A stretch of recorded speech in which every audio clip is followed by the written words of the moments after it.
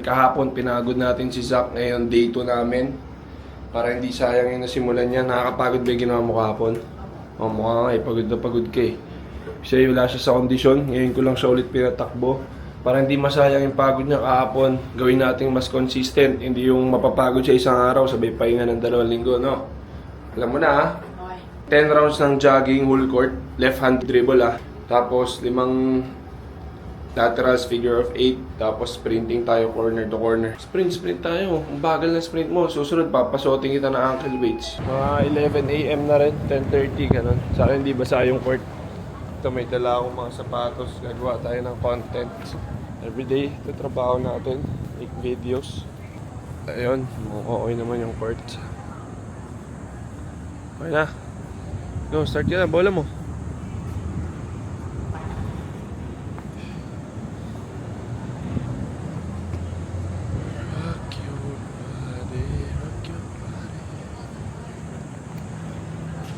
Go.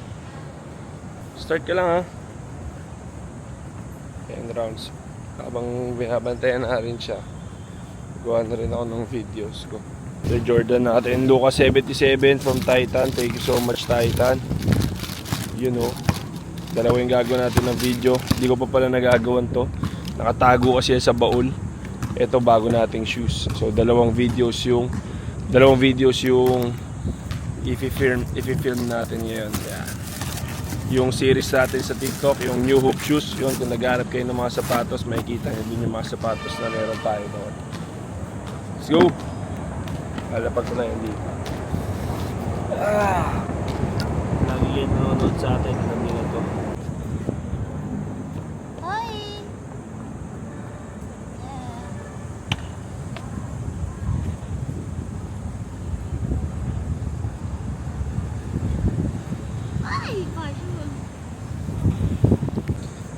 Ayun, katatapos ko lang mag-video ng isang sapatos. Natapos agad ni Zach yung 10 rounds. Tapos, doon sa 10 rounds ng jog na yun, yung last 2 reps niya is sprint.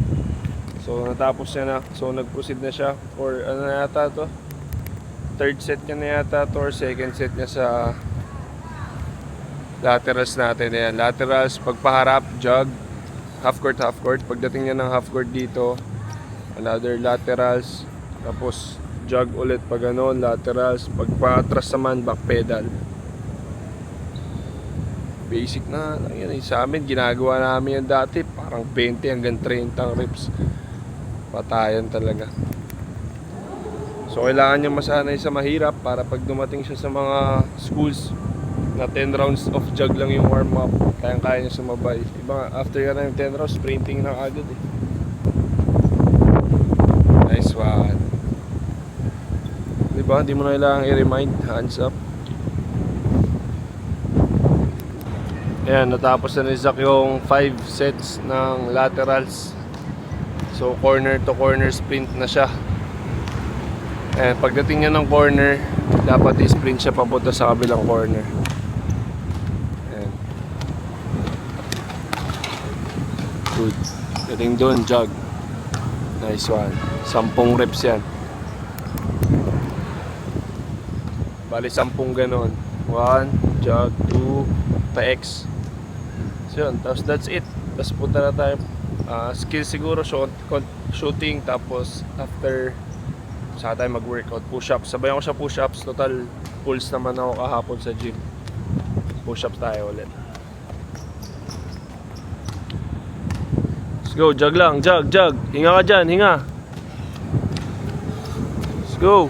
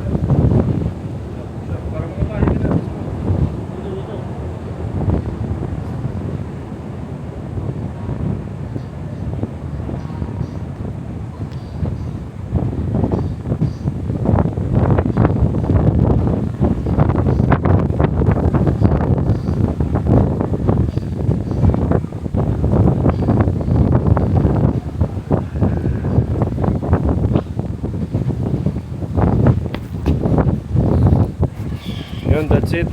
Magawa ko lang sa kanya ulit yung iba. And may, yun lang. Inabutan na kami. Tumirik yung araw. So, maraming salamat. Kita ulit tayo in the next video.